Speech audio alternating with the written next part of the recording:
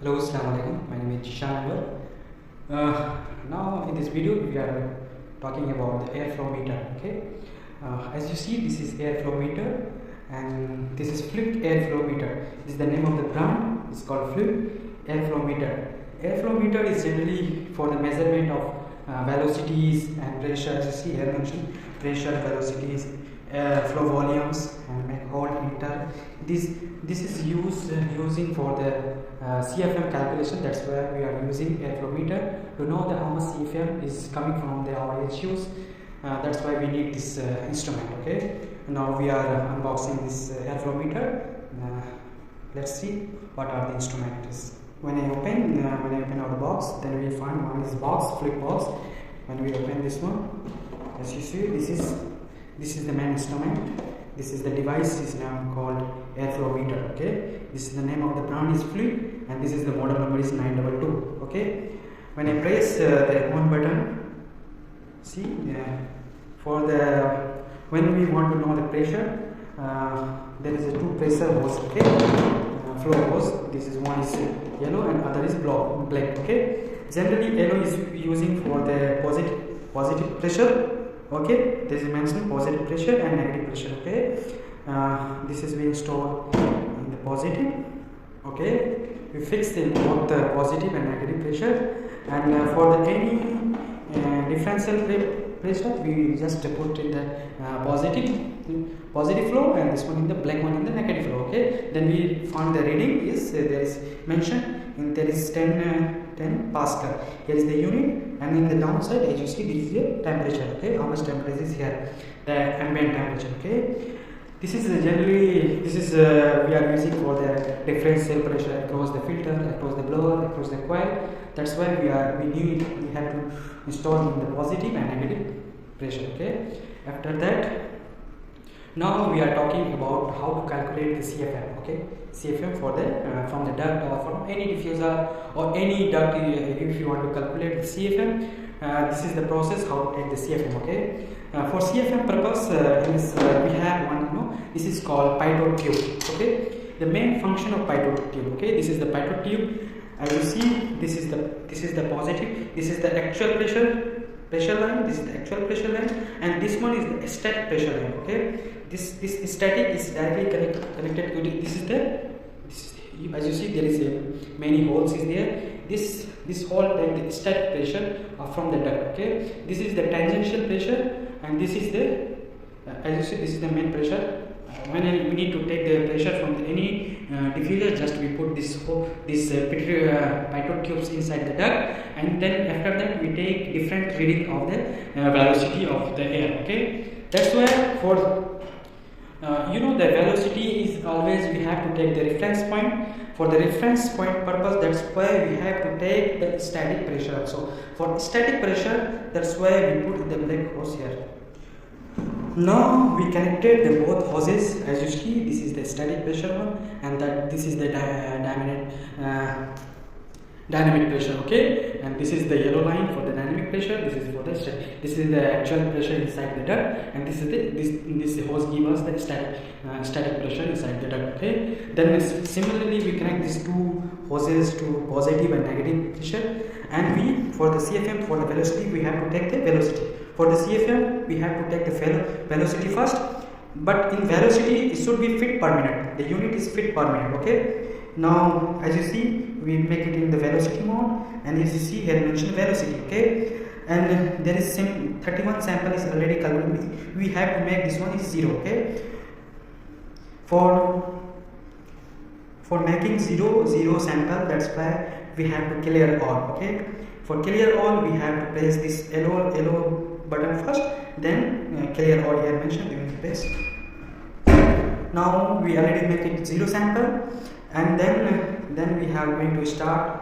Then how to take the velocity. Okay, first we have to install this pitot tube inside the duct, but in the direction this is the flow. Should be flow. This is this direction. This is the direction opposite to the flow of the air. Okay. Then we take the different reading from the duct. Okay.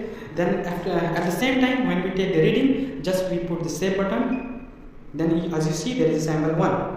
Okay, when I take this different reading, 7 because this is the example video, that's why this is not actual, because we are working in the outside in our rooms, that's why we are going to giving the example only. And the similar, we check the different out of as per the length of the duct and the width of the duct, we have to take different velocities from the duct. Okay, at the same time when I take, we just save it. We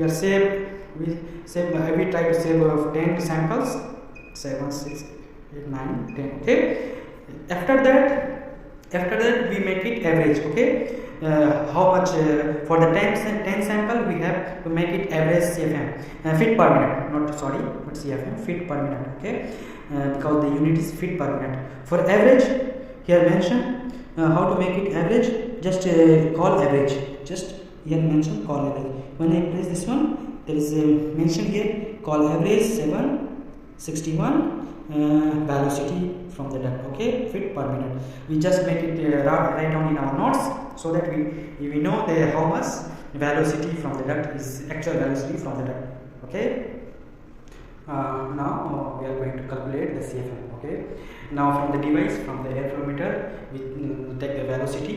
The average velocity is our 761 feet per minute. Okay, I already write it here in the notes. And suppose that if our duct is the cross sectional in rectangular type, suppose that this is the duct, this is the flow in this line, and that's why we install this the pitot tube like this. Okay, like this. Okay, this give us the dynamic velocity, and this must give us static velocity.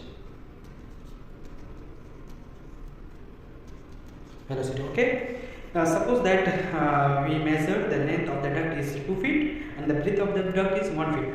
Okay, then we have to calculate the cross sectional area.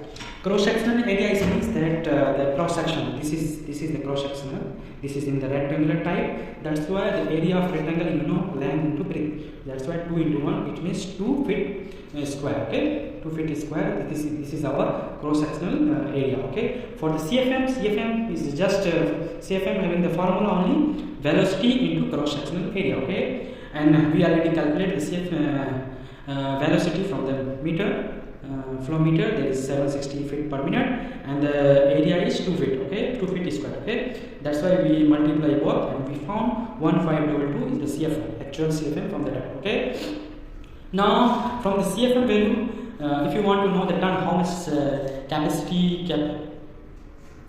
for the capacity of the HU of any chilled water system, the 1 ton equal to 400 CFM. Okay, for the total capacity we have to divide the CFM value over 400, because 1 ton equal to 400 CFM. That's why we have our 1522 CFM. Okay, divided by 400. It means when I calculated this one, this is 3.8 approx 4 ton. Okay, 4 ton capacity of our given HU. This airflow meter have give us very different reading. If you want to know the pressure or differential pressure, that's why we have to press this pressure mode. If you want to know the velocity, then we take the velocity from the duct. If you want to if you want to direct calculate the CFM, that's why we have to take the flow volumes. Here mentioned already, because I gave you before this idea is because this main basic concept. That's why we give you the brief example. If you take the direct CFM, just press on the flow and you select the sample of the duct. There is a type of rectangular duct, or just if you want to change, if there is the cross sectional area is like circular, that's why we press the circular duct. There is two options available here. If we select the rectangular shape, that's why we press it enter. Then at the similar time we take the reading from the measure. We have to measure the duct. Then we convert it into the centimeter, because the CFM give us the cubic feet per minute. Okay, here mention centimeter, no problem, because this meter is converted CFM centimeter into feet. Okay, and we convert put this actual centimeter suppose this is 162, then we press enter, then we select the y values, it's been breathe 40 cm. Suppose this is our duct is 40 centimeter, then we enter. Then if you want to take the reading from the pivot tubes,